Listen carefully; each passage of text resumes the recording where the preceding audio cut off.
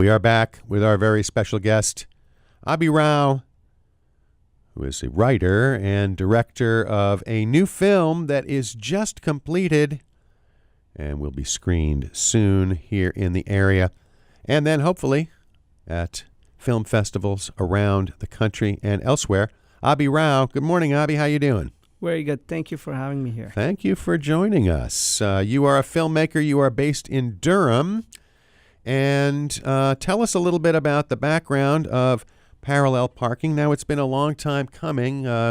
You mentioned that the seeds of this film started in around 2013 with a script, and it's been now 5 years to come to fruition. You had a grant from Filmed in NC, and it was shot entirely in North Carolina. But tell us a little bit about the plot line and how you came to make this film. Sure. Parallel Parking is a story of an undocumented Tibetan immigrant and a Dominican-American truck driver, and how their lives connect over a period of few years. So the story is primarily from the point of view of Dechen, who is a middle-aged Tibetan woman who moves to the United States under some challenging circumstances. And the relationship she shares with Oscar, who is of Dominican descent, is an unconventional one. It's not the typical, romantic relationship you would normally see in movies. Yes, and you used local actors, or you filmed it in North Carolina, but Dechen, for example, you had previous experience with her. You made a short film called Dechen, also about a Tibetan refugee. Now, this is entirely fictional. We'll get into the relationships between fact and fiction in just a minute, but how did you find the people that you wanted to use for this film? Dechen was played by Suparna Thies, also goes by Sue Thies. She is absolutely local to North Carolina, not too far from here. She lives in Mebane, and Sue has been in the industry. That's all right. Yes, right down the road. Yeah. Sue has been working in the industry for more than 20 years. She's exceptional. She has, formal training in acting, which helps a lot. And she came to me through a friend of mine who's also a filmmaker, and I thought that she was a really good fit for the Tibetan character because, as you may know, that there are not a whole lot of Tibetan actors in this region, so we had to make a few changes. Sue is of Thai descent, so there is a lot of similarity in the cultures and the way we speak and then the way we interact with each other. I didn't really go through a formal casting process. I met her in a coffee shop. We spoke for about an hour. She expressed deep interest in the storyline, which really helps. And then we took it from there.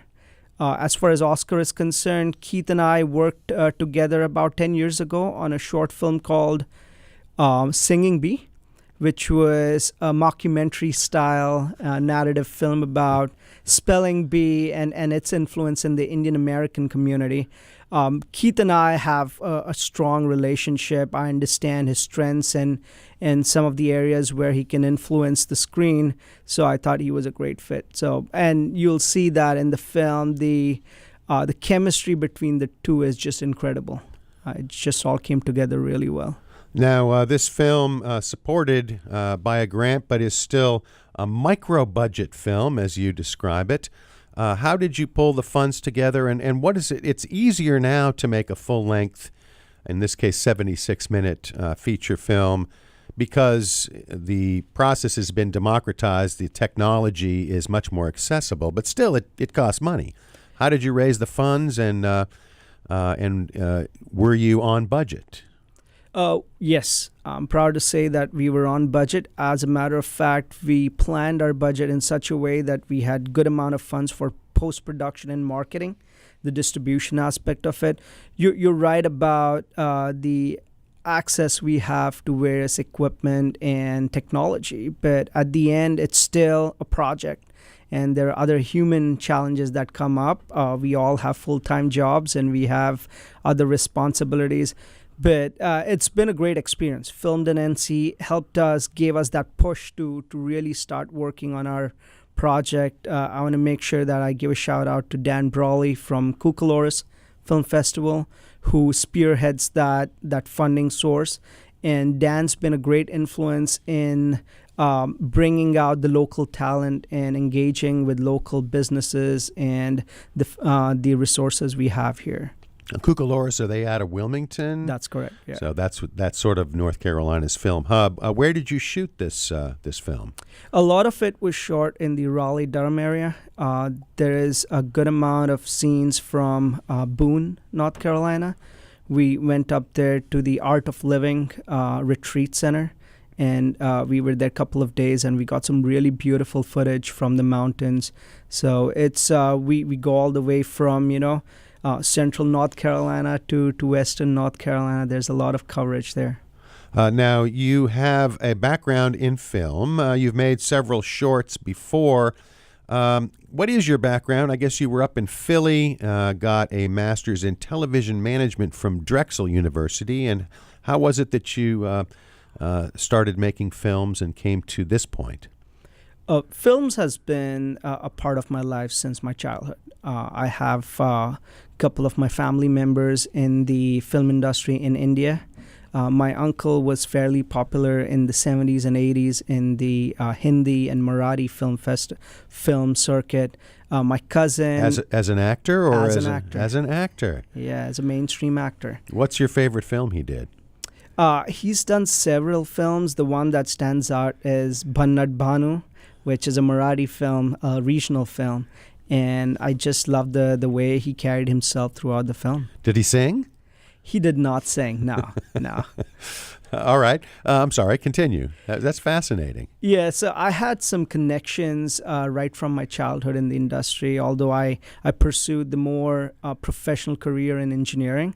But when I moved to Philly, I got a chance to make some short documentaries for a local TV station, and I took it from there. I produced at least a dozen local short segments of artists in the Philly area, all the way from the Ukrainian community to the Japanese American community. So I've been ingrained in the immigrant community for a while, which kind of influences this film as well. And how did you find your way down to North Carolina? I got engaged to a woman from North Carolina, so she lived down here. Okay. And now you said you referenced a full-time job or another job anyway. What is it that are you working in the industry in a different capacity? Yeah, I work as a cybersecurity professional. So my job is to protect the assets of my organization and ensure that resources and data is safeguarded. Wow. Okay. Now, this film, as you referenced, has to do a lot with the immigrant experience, and that is something that you have explored previously. You are yourself an immigrant. And what is it that you are wanting to accomplish? Now, it's fictional. First of all, why go fiction and not a documentary film? One of the biggest benefits of film is you are able to infuse many different story projects. With documentaries, the life of one, two, or three main subjects in the film, but with narrative, you can bring in 60 different stories. And I don't know if I brought in 60 different stories for parallel parking, but I certainly brought in many different, real life experiences of people I've dealt with or firsthand experience being an immigrant. So that's one of the biggest benefits of narrative films. This film is just completed, and you're going to screen it August 25th, did you say? Yeah, so we have a private screening for local members of the community. I've invited a lot of nonprofit organizations to come and be a part of the screening, just so they can take parts of it and use it for their own purpose, be it human rights discussion, panels, presentation to young adults. I think there's a lot that we can do with this film than the typical traditional screening. So that's what I want to encourage with this film, is not just the the traditional distribution model, but how can we take it forward to tell the immigrant story, given the landscape of immigrants we have today in current day America. So you're going to test drive it here in the area. You have just the one event planned, or are you working on a series of events, say at university campuses and elsewhere? I do have series of events coming up. It's still in the early stages for me to discuss the specifics, but we've reached out to a few theaters in the area. We've reached out to a few universities, as you mentioned, and there's tremendous interest. Given that the school is not in session, we are waiting for students to come back to the universities, and we'll take it from there. That certainly makes sense. Now, you do have ambitions for it beyond just the Triangle area. What is the process by which you now submit the film for consideration for film festivals or for other purposes? It's a long drawn process. The submissions are opening up now for 2019. So I probably won't hear from film festivals till early 2019. And if we do get selected, the screenings will take place in mid to late 2019. So there's a long life cycle to this movie getting out to public. But nevertheless, we are participating in that process. At the same time, we are running a parallel track where we can locally and nationally screen the film. I've had some interest from international organizations as well, because this is a topic that's relevant to pretty much every country that's absorbing refugees and immigrants. So the scale is large as far as our reach is concerned, and we're trying many different avenues.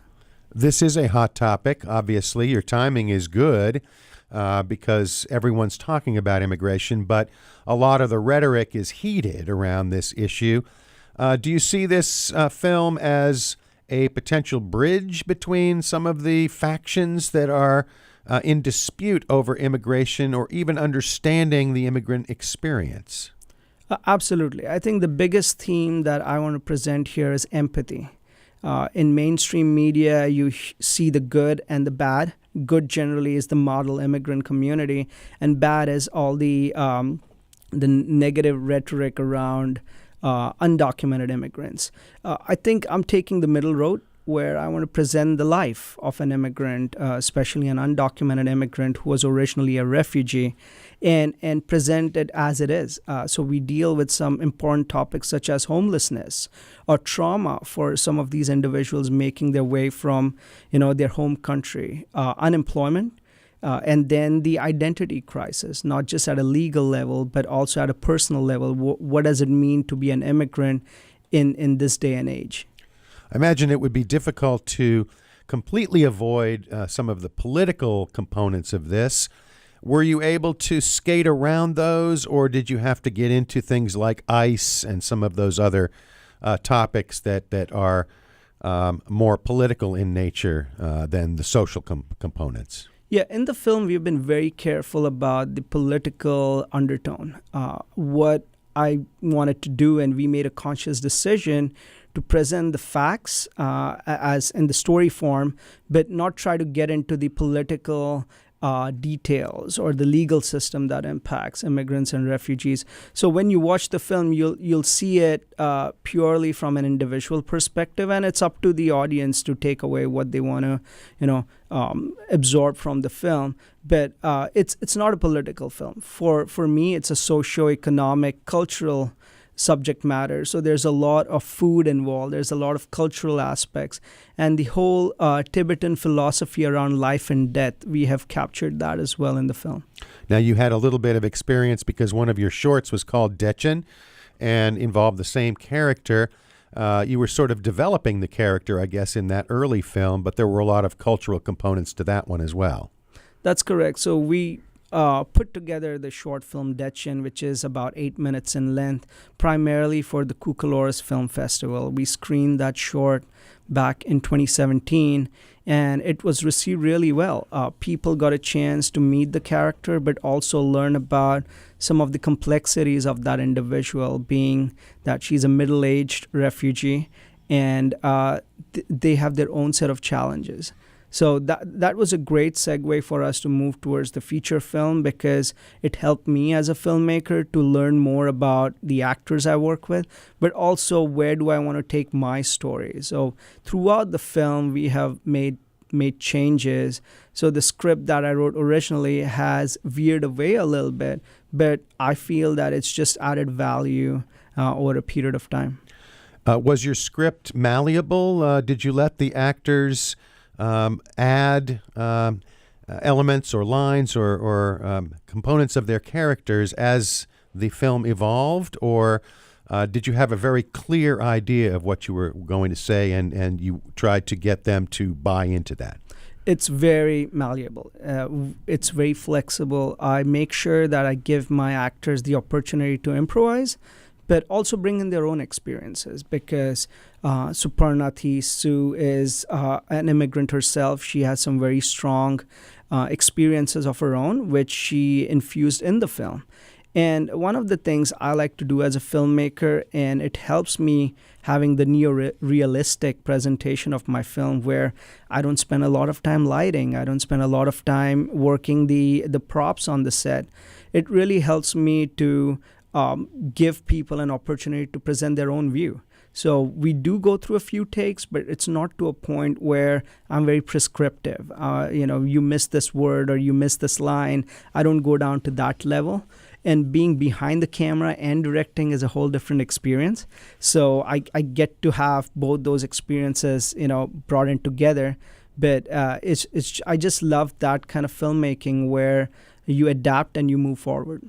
Now, this is your first full-length feature. Is the directorial process very, very different for something longer than it is shorter? Did you go sort of in a linear fashion through the script, or do you bounce around a lot? You shoot the last scenes early, depending on the location, from a practical point of view, like they do in a big boy country? It is nonlinear in nature. So depending on the feasibility and practicality of the shot or the scene, we bounce around a little bit. And that brings up some challenges around continuity. But it's kind of a short film, but imagine making 10 short films and fusing them together or tying them together. That's the process. Were there any like you hear all the classic stories about disasters on set, a rainstorm washes things out, something breaks, any good, maybe now funny but not then funny stories about making the film? Yeah, absolutely. The one that stands out for me is we have several truck scenes because he's a truck driver, and we drove all the way down to Holly Springs and we shot there, and 30 minutes into the shoot, I realized that I forgot my main microphone.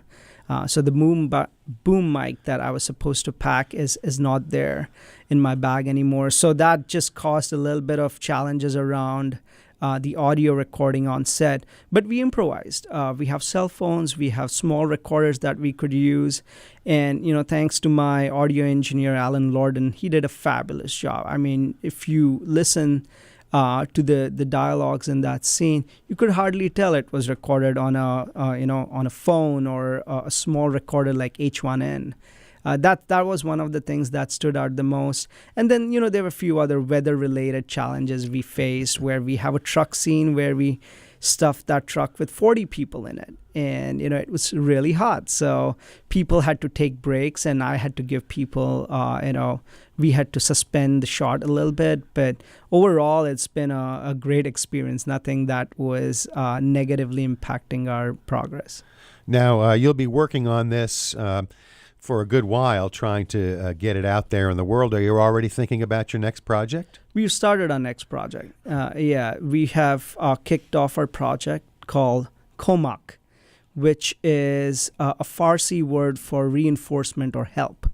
And this film is about immigrants again, one of them being from Kurdistan, which is a region of Iran. and the other immigrant is a Filipino American.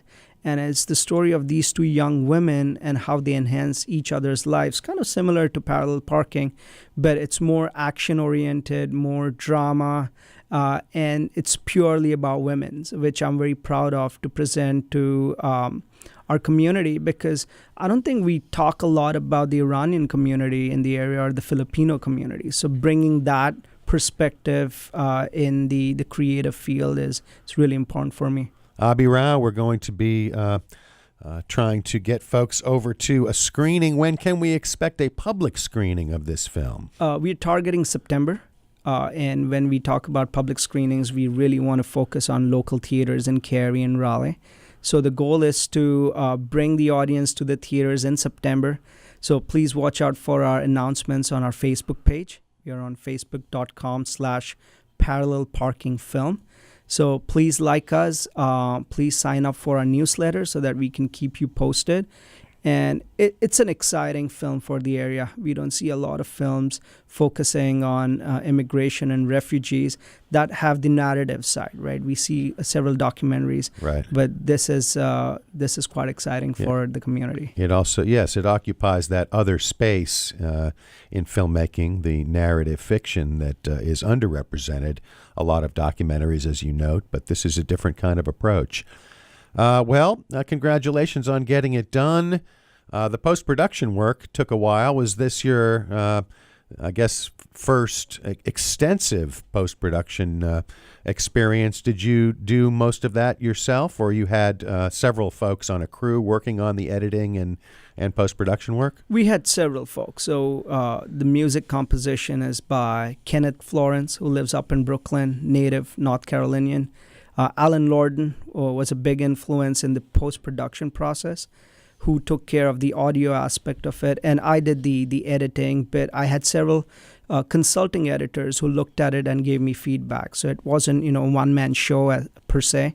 Post-production was challenging for the most part. It took us about 16 months to close that out. We shot the film fairly quickly. But that was a learning experience, and I think I'm going to only improve from this point forward. Well, good luck. Aby Rao, Parallel Parking Film. You can Google it and tap into a variety of online sites there to give you a synopsis of it. You can see the trailer. It's on YouTube and also on a couple of websites and, of course, Facebook. Sign up for their updates. Thank you so much for joining us this morning, Aby. Thank you. And good luck with the film. Thank you.